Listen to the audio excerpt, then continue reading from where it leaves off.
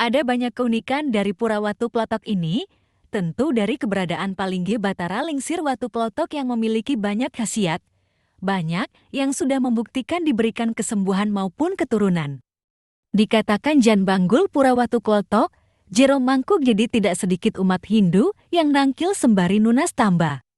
Karena adanya penderita penyakit non-medis dan ada juga yang belum memiliki keturunan. Menurutnya, permohonan itu bisa dilakukan dengan lunas tirta dari wangsuhan batu mekocok. Bahkan, banyak yang sudah membuktikan, dulu ada pemedek yang sakit stroke, namun setelah memohon wangsuhan diberikan kesembuhan. Selain memohon kesembuhan dan keturunan, umat Hindu yang nangkil ke pura ini juga banyak yang memohon panglukatan. Bahkan, hampir tiap hari ada yang malukat, kecuali saat pasah. Jika umat ingin malukat, disarankan membawa 5 buah pejati.